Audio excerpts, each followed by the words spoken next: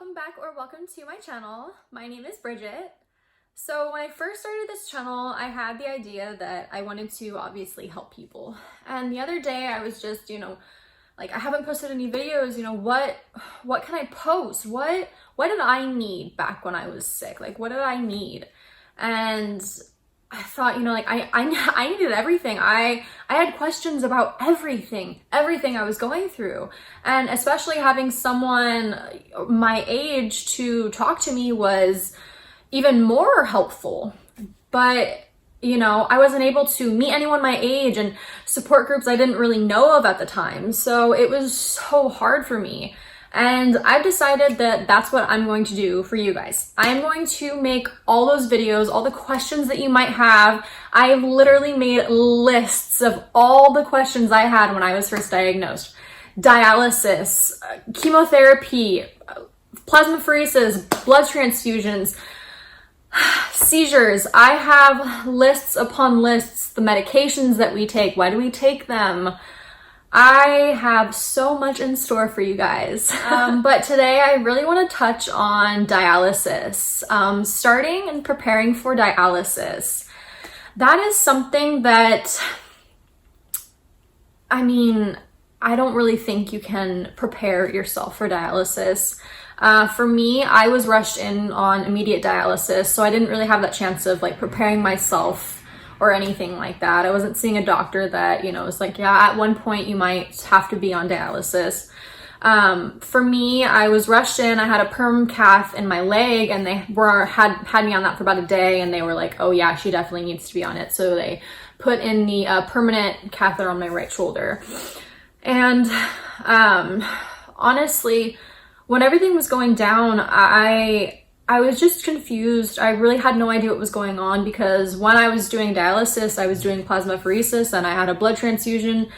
They were, kind of all hands-on at the point that I came in. So it was very hard for me to just I was just mainly, what is going on? I just didn't know what was going on at all. So when I started obviously learning that I had to do dialysis, so often after I was diagnosed, I'm pretty sure it was 3 days a week for 4.5 hours.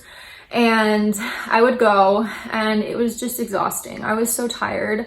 I didn't understand why I had to go. I didn't know what it was. I understood it was, for my kidneys and stuff, but I didn't know what it was. And pretty much I just looked more into it of just what it is and what its, what its functions were. And learning that, okay, all right, my blood is put into the machine cleans out all the toxins and it works like a kidney, and then it puts all the clean blood back in my body. So I guess, learning more about it helped a lot with just kind of grasping what was going on.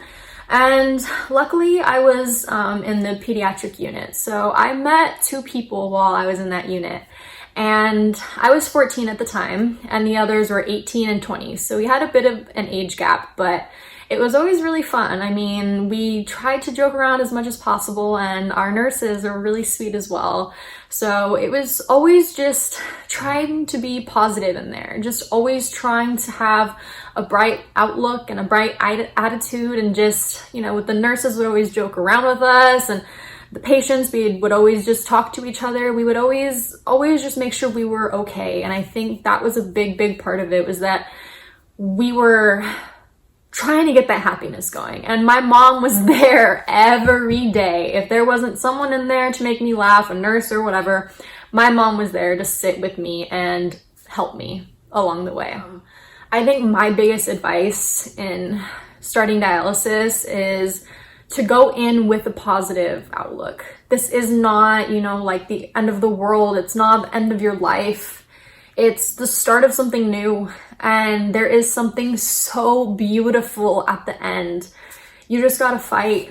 You're already a fighter and a survivor. You just gotta fight a little bit more. It's not easy, but life's not easy, it's crazy, but you're gonna make it. You're gonna make it, and you're gonna do it, and you're gonna look back and be like, wow, that was it. I could do it again. But I promise you, going in there with a positive attitude and just make friends. Try to make one friend, a nurse, a patient in your centers. Just someone that even you just say hi to when you walk in. I think that will always just make a difference, you know, like looking forward to just that one person to make you smile, or just that one person looking forward to you to make them smile. I think that is something that really helped me get through dialysis, was the laughter, was talking and having someone to joke around like, oh yeah, your phosphorus isn't too good. Yeah, mine isn't either. Just because you couldn't joke around with, you know, normal people, my age or whatever, normal people, you couldn't joke around stuff like that. So it was nice to bond, to joke around, and to hear laughter and not such a place full of laughter. So smile. And if you don't hear laughter, try to be that laughter. And I know how hard it is to not want to get out of bed, to not want to wake up. I know how hard that is. You don't want to fight. You don't want to move. You don't care anymore. But you gotta keep fighting, because there's so much more. I promise you, I never thought that I was going to make it. I sit here still in shock, blessed to be here. You're a fighter, and you're here to make it.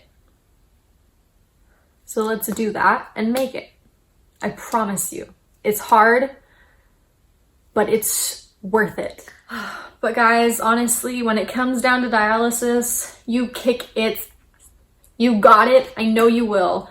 Whenever I was on hemodialysis for 1.5 years, and then I switched to peritoneal for, I was on hemodialysis for 1 year, and I switched to peritoneal for 1.5 years. So, peritoneal was a blessing. It was absolutely amazing. And I'm actually going to make a separate video on fully on peritoneal dialysis and everything.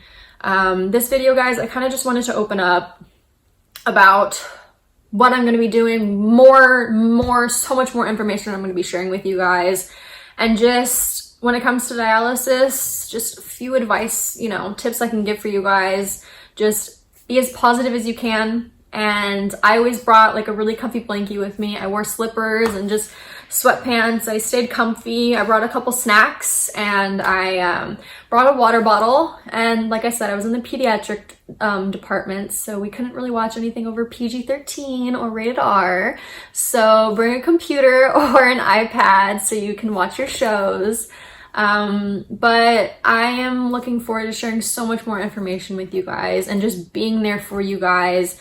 If you need anything at all, I'm here for you. Please have any questions. Thank you so much, guys. Thank you.